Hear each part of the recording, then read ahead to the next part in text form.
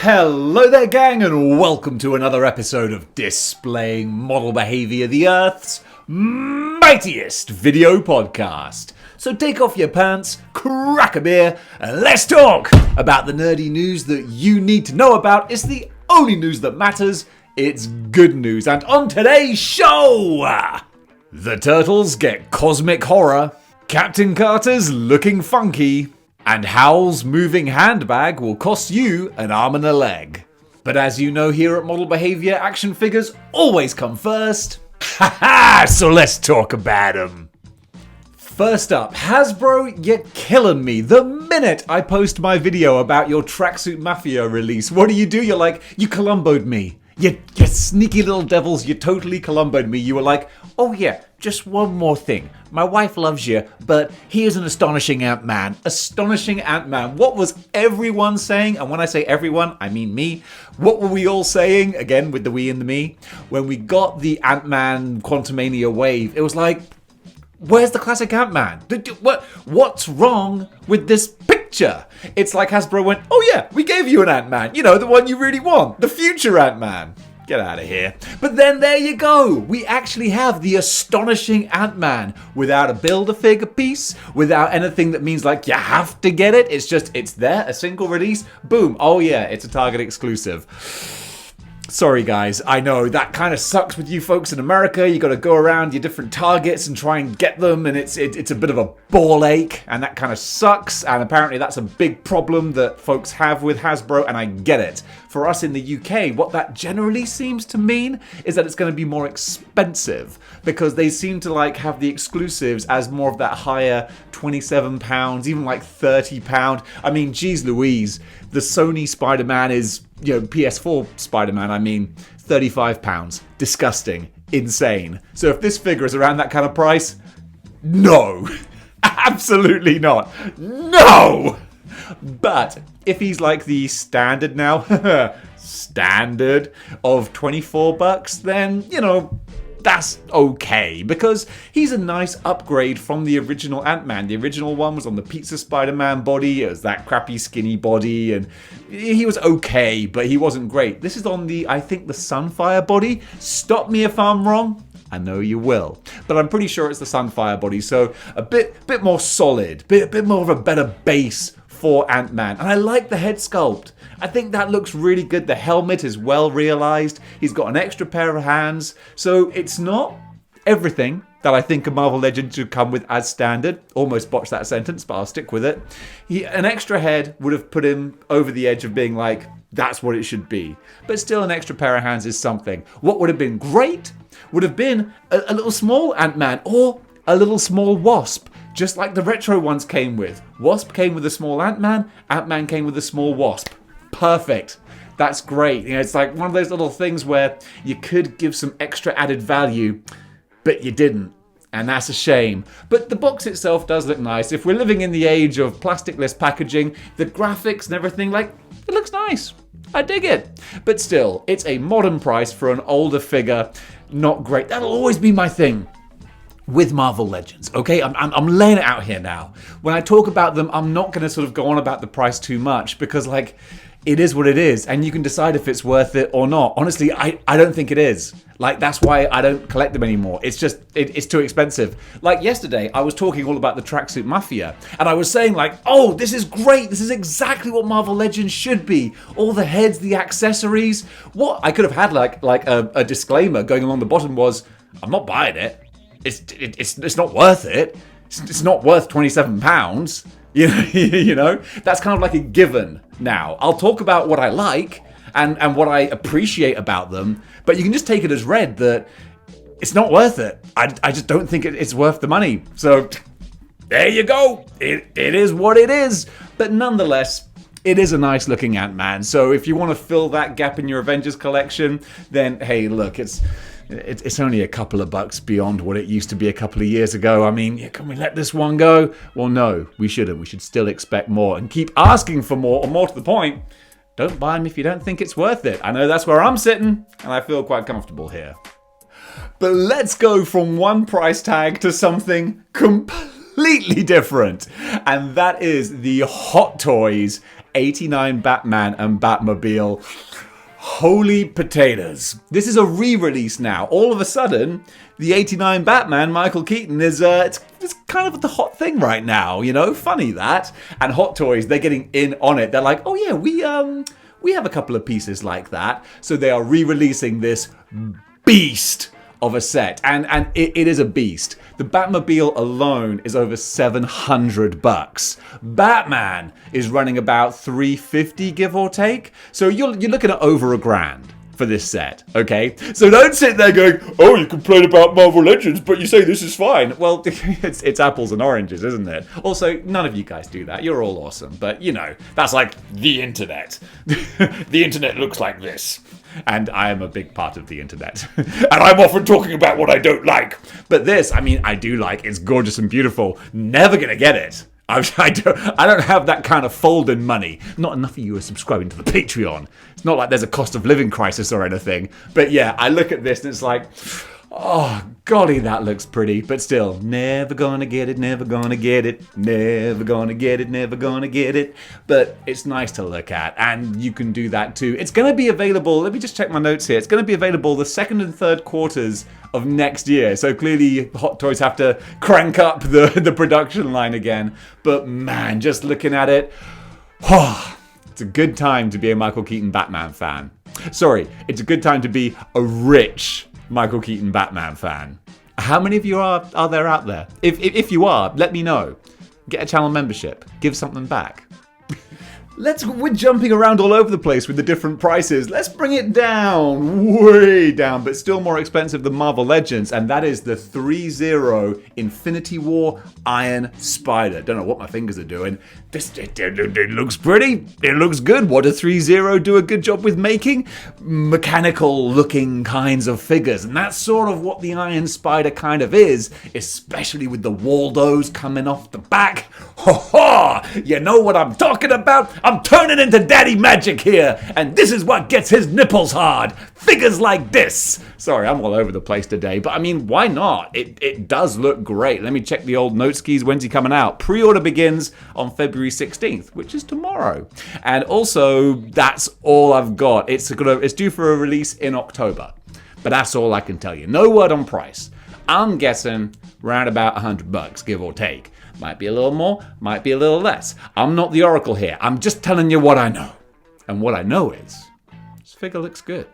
Old Toddy McFarlane is at it again, now with a Flash movie figure. Just a little preview, you know how this goes. We get the nice zhuzhy picture, then a couple of days later we get the proper reveal with all the different angles and stuff. With that all-important side angle where it's like, I know what the figure looks like from the left-hand side, but what about from the right-hand side? They're very analytical with those. It's like, must get every angle for our promo shots. Hey, God bless them. They're doing a good job.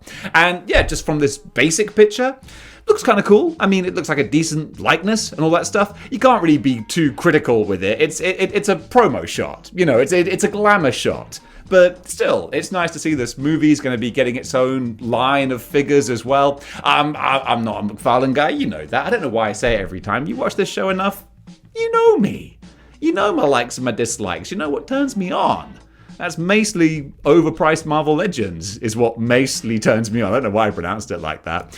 But still, McFarlane looks cool. Flash looks nice.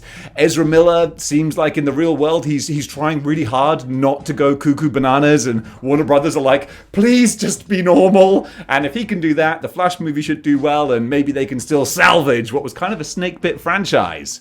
It might actually be one of those great turnaround stories where we thought that movie was doomed, and lo and behold, it might actually be great. Speaking of great, the Super 7 Simpsons line. I love these. Never gonna buy them. They're too expensive. And where am I gonna put them? But I just like looking at them. I like looking at the new creations they do because they're not stupid. They know where the money is in Simpsons. The money is in the first 8 seasons, maybe 9, but after that, the drop-off is pretty severe. But they are milking some of the absolute best ones here. First of all, one of the greatest Halloween episodes, nay, episodes ever, Devil Flanders. That's just so cool to see him realized in that form. And all the accessories they do, they just throw so much love into it. Let that ill-gotten donut be forever on your head. Then we have king-sized Homer in his moo-moo, looking just kind of grotesque, but also adorable and cute and ridiculous, desperately trying to find the any key. After that, we're going to the celebrities. First of all, with Radiation Man. That's Radioactive Man, jerk. Yep, we've got Rainier Wolfcastle, or maybe just actually Radioactive Man. I don't know, but I do know he looks really fun. I love that. So yeah, he looks really cool. My eyes, the goggles, they do nothing. And then after him, finally, we've got Drederick Tatum, which was the Iron Mike Tyson stand-in in the early 90s. And that's another, it just looks great. You know, I love it when he's having his boxing match with Homer. And what does he say? It's like, I don't have anything against Homer Simpson, but I intend to make orphans of his children. They're like, champ, we believe they do have a mother. Yes, but I believe she would kill herself with grief. Gotta love it. So yeah, Drederick Tatum, he looks great as well. They're all $55 and are gonna be due out in winter of this year. For all you Star Wars and statue fans, you know I occasionally cover statues on here. We have got some Gentle Giant Ewok figures straight from their victory celebration at the end of Return of the Jedi, and I gotta say, I actually really love these. $200 each, but when you look at them, you can just hear them being like, yup, nup. Bicha no manua, yapapipedidu, amichum no mu. It's funny because, of course, that little musical xylophone bit at the end is them beating on the decapitated heads of stormtroopers.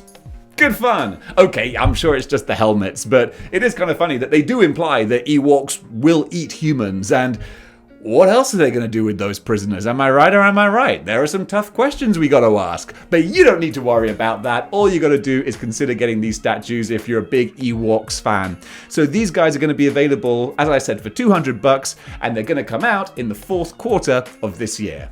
Over in Masters of the Universe, pre-orders are now live for the Mattel Creations Dark-Lyn figure. Did I mention this one already? Yeah, I did, but the pre-orders weren't live, and I get to simp over Dark-Lyn again. I can't help it. I mean, she's a jacked up muscle mummy. I kind of dig it. So $33, and she's going to be released around about June of this year, and then you can pop her on your shelf next to, in my case, the Bernice Gladiator Warrior Lady, and just simp over them. Basically, I should probably get out more and talk to more real girls, but yeah, I'm not going to do that. Pre-orders are also live for the Hasbro Indiana Jones, next wave is what I'm trying to say. This is just a very quick one for you to go and put your pre-orders in if you want them. You got Belloc in his ceremonial garb, you know, the minute before his head explodes. Then you've got Salah as well, who I love the fact that he's back in the new Indiana Jones movie and looking good. The dude looks healthy, you know? It's kind of nice to see. He's aging well. And then you got Marion as well in her harem pants. And whew, talk about an aspirational thigh gap. You know, ladies, that's not what you should try and look like, okay? That's just a case of manufacturers going, how are we going to make harem pants work with articulation? By leaving a big old gap in the legs. Look, I'm just nitpicking. But yeah, you can pick those guys up or at least put down your pre-orders for them right now. Speaking of the 89 Batman, TNI News have some images of the Beast Kingdom 1/12 scale 89 Batman, actual in-hand images. And this is interesting because I got to say, and the general zeitgeist seems to be, they don't look that great. They had some initial preview images of this is an upcoming thing that we're releasing. Those are pretty nice. Those are pretty good. Then we got the actual in-hand ones and it's like, ooh. What happened to Michael Keaton's face? It seems like the finished product isn't quite in line with what they were initially going for. So it seems to be a little bit of disappointment there. However, at least it's freaking hitting the shelves, Mezco. Okay, so Mezco, they're my favorite producer at the moment. I love Mezco, but also how long has that Batman 89 been waiting to be released? It's a running joke now for years. So kudos to Beast Kingdom for at least putting out a freaking product. Am I right or am I right? I'm occasionally right. But yeah, for $117, it seems like maybe it doesn't quite hit the mark like some people might have been hoping.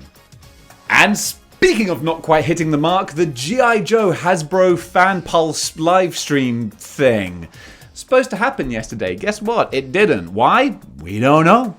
Maybe the Hasbro G.I. Joe Pulse team were all busy getting a little bit romantic on Valentine's Day. I don't know, but I hope they were. I like to wish them well. However, it has been rescheduled. That's the word I was looking for. It's been rescheduled for March 8th. So I'm sure there's going to be some big reveals and some cool stuff on display there. But just kind of funny that it was cancelled. I wonder why.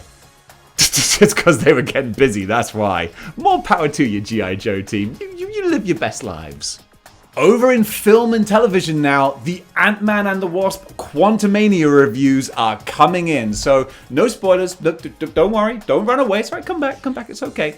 No spoilers. But I will tell you the gist of what IGN said and also the general scuttlebutt, okay? And the general is like, it's good. It's a good movie, which it is a bit disappointing because this had a feeling like this might be like the next big Marvel movie that really kind of like gets things going again, and instead it seems like it's a typical mid-tier Marvel movie. So that's kind of good that I'm hearing this from different sources, and that's kind of tempering my expectations, not bringing them down, not disappointing or anything, but it's making me go into it going, this ain't gonna be an Avengers. This ain't gonna be an Infinity War. It's not gonna be a life-changing experience. Was that actually life-changing? You know what, actually? Yeah, it genuinely was. Yeah, I mark my life, Dave's life before Avengers and AA after Avengers. No meetings, just my post life after watching a badass movie. So yeah, it's going to be an average Marvel movie. I will read you exactly what IGN had to say. They said, Ant-Man and the Wasp Quantumania has just enough entertaining moments and a heartfelt family story, plus knockout performances in Michelle Pfeiffer's Janet Van Dyne and Jonathan Majors' Kang the Conqueror to make up for its more underdeveloped aspects. The exploration of its central themes, new characters, and the quantum realm itself only goes skin deep, leaving it feeling high on spectacle but low on substance. Even so, Quantumania works as a culmination of the Ant-Man series, a way to start things in motion for Phase 5, and a promising roadmap of where the multiverse saga is going. So with all that in mind, it seems like it may be an average kind of Marvel movie, but it does feel like it's at least setting the stage for some fun things to come. So basically, ever since the end of Endgame, it feels like Marvel has been in a Krusty is coming type situation where it's like, okay, we're just getting through this. Don't worry, Krusty is coming. And I think in this case, Krusty is the Fantastic Four and the X-Men. So it's like, let's keep setting the table. I know some things are better than others and it's generally not amazing, but nonetheless, Krusty is coming. Something else that's coming is the Children of the Corn reboot, reimagining. I'm down for this. They've just released a trailer, and what I love most about this trailer is it has Scary Voiceover Guy. And Scary Voiceover Guy, in my mind, we haven't had Scary Voiceover Guy, Scary Voiceover Trailer Guy. Shall I say Scary Voiceover Guy one more time? Scary Voiceover Guy. This dude's voice, it sounds like the 1980s to me. It sounds like scary, I shouldn't be allowed to watch this. In fact, I'm not. I'm sneaking downstairs and watching it when I shouldn't be type voice. It gives me those vibes, and that's really cool. Just when you watch the trailer, you'll hear it, you'll recognize it. The Children of the Corn. You don't get voiceovers on trailers so much anymore. Like in the 80s and 90s, it was always, it was a time of heroes, or it was a time of war.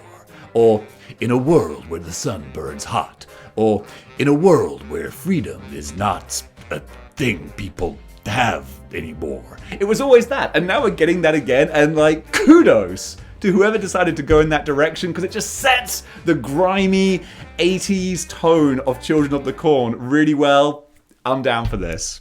Something a little more bright and bubbly though is Funko Pops, and they have given us a little sneak peek at the new Captain Carter look for What If Season 2. This is just a little random silly story. Funko Pops do like these cans, these soda cans that have a Funko Pop inside, and they're doing some more Marvel ones, no surprise there. And they've got a new Captain Carter that just gives a little sneaky peek, a little reveal as to what her costume might kind of sort of look like. I mean, not a million miles removed from what it looked like before, but to be honest, I'm just happy to see more Captain Carter in the MCU, even in animated form. I'm a big fan of the character, the look, the style, Hayley Atwell, all that kind of stuff. That's great. So more of her coming up in What If?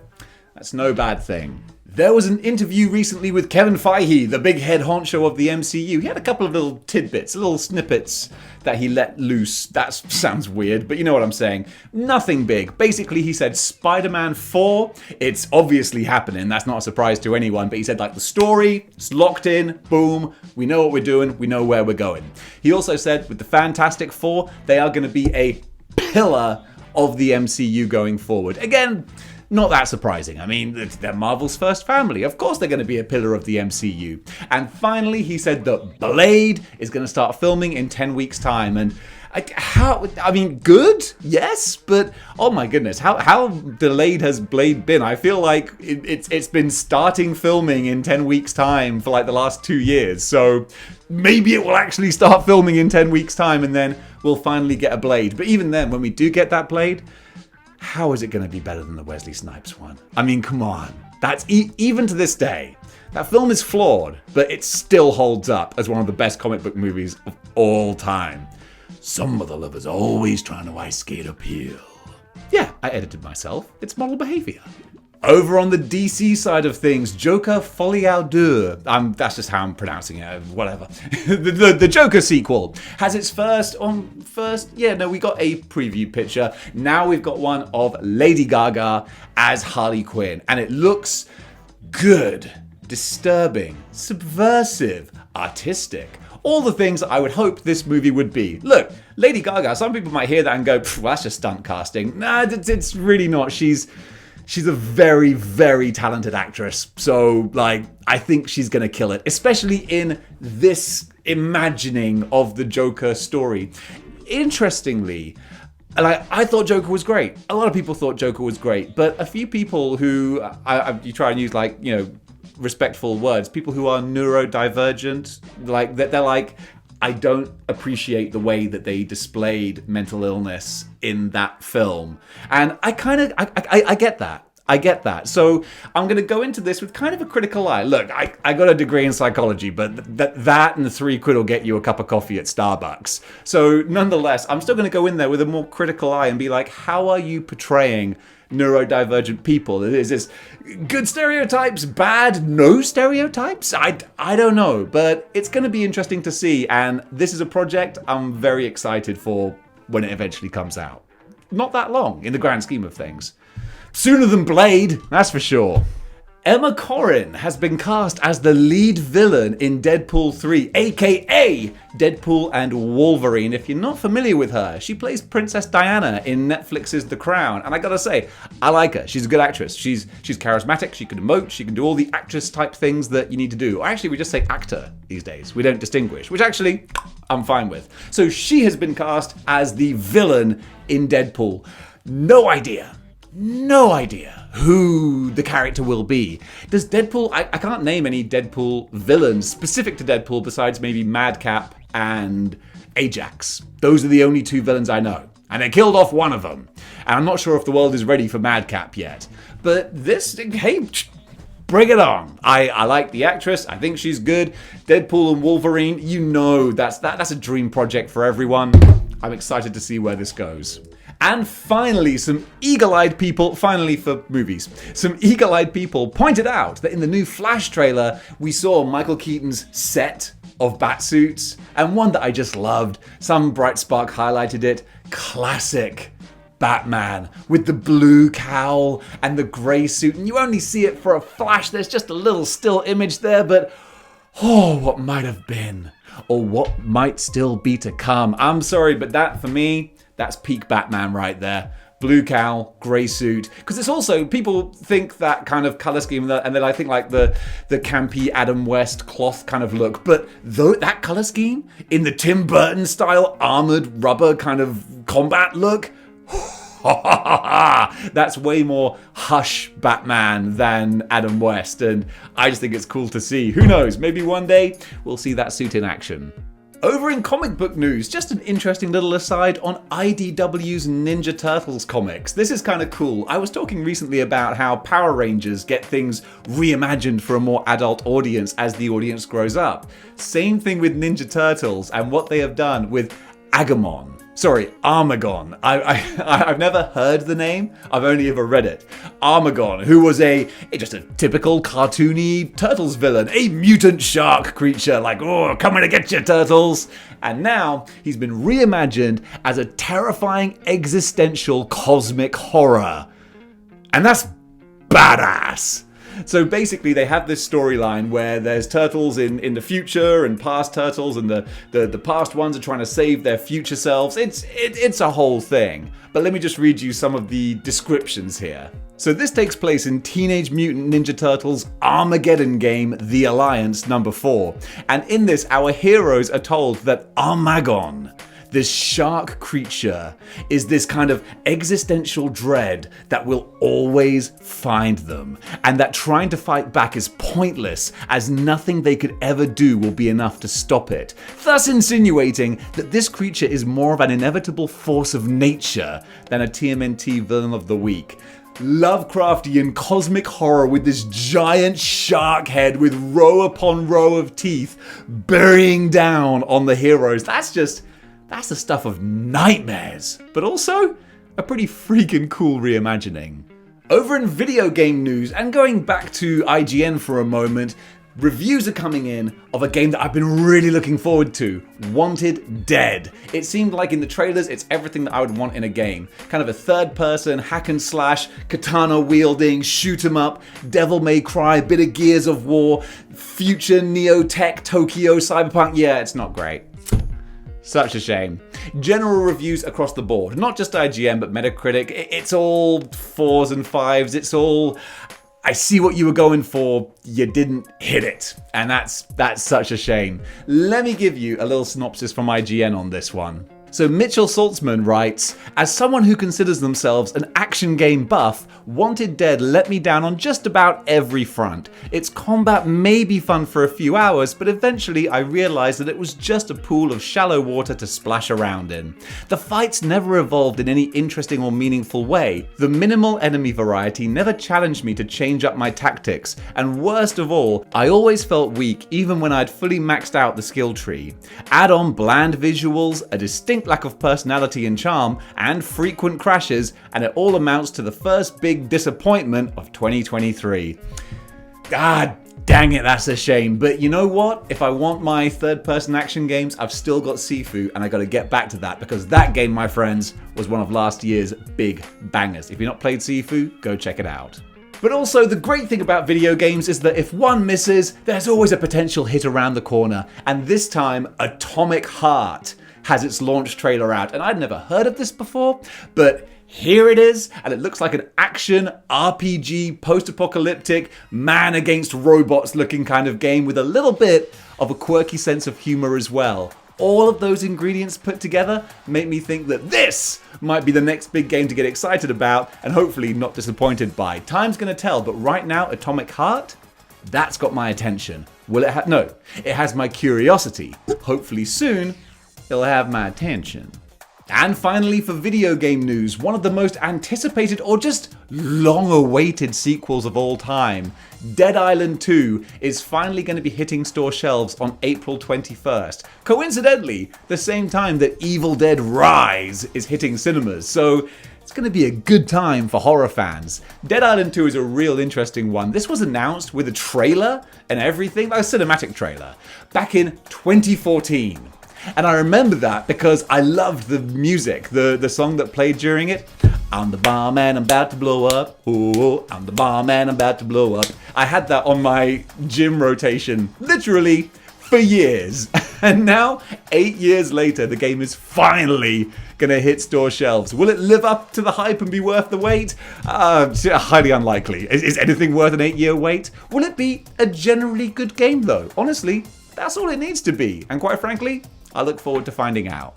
Over in merchandise, this is a fun, interesting one, okay? I found out about this because a friend of mine, their job is to create window displays in shops, but like, you know, highfalutin type window displays. And they posted on their Instagram about Lowe's new range of products. I don't, what's Lowe? I guess it's like a Versace or something, like super high end. They're doing a whole bunch of Howl's Moving Castle merchandise. It sounds kind of like dismissive to be like, it's merchandise. It's insanely expensive, but it's kind of cool to look at. So Howl's Moving Castle is possibly my favorite Miyazaki movie. I love Howl's Moving Castle, and I love like the artistry. They've made like a crazy leather bag in the style of like the moving castle. It's incredible, and some of the stuff they've done, so beautiful. It should be for literally thousands of pounds for a handbag. T-shirts, like £300 for. It's a different world.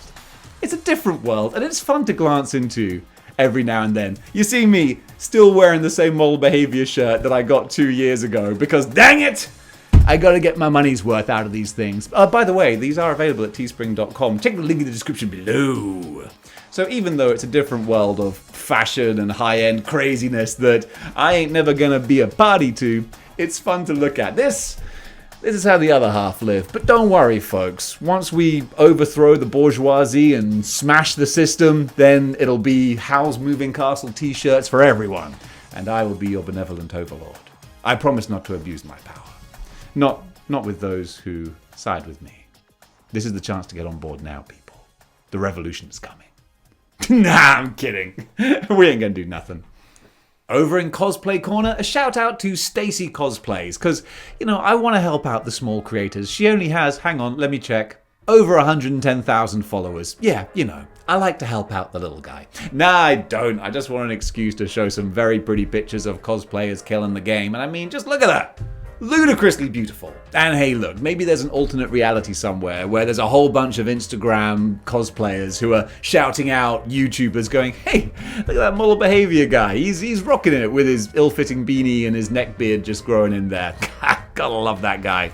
Nah, well, you know, one can dream. In the meantime, check out her Instagram because, yeah, as far as ridiculously cute looking cosplay, yeah, she nails it. And finally, I don't really have like any sort of big time and finally stories, but I thought it was kind of cute that there is a frog in the Amazon that officially looks like Kermit from the Muppets.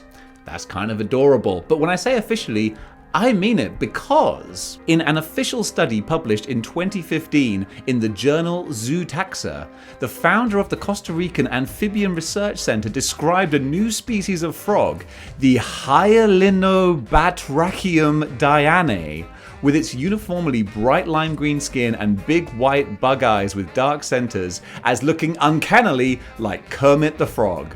Hey, look, in this crazy old world full of its highs and lows and ups and downs, it's nice to just sit back sometimes and think that out there in the rainforest, there is a frog that officially looks like Kermit from the Muppets.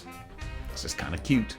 And folks, that does it for Good News for today. I had a little bit of extra pep in my step for this one. Thank you so much for watching. If you like what you see here and you want to see more, then you know what you gotta do. You gotta join the 6-1 Clicks by clicking the like, share, and subscribe buttons. And I don't mean that as just one of those nonchalant things that YouTubers say where they're like, hey, hit that subscribe button. No, I mean, like, legit.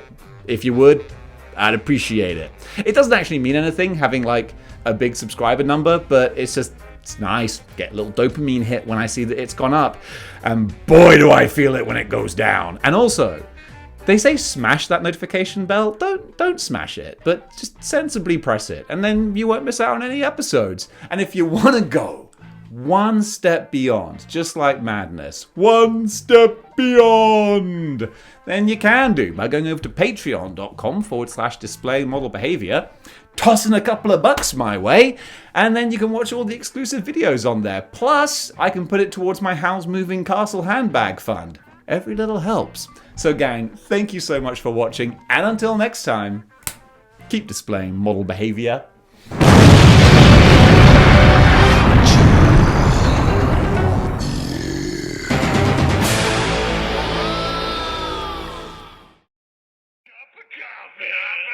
Cup of coffee.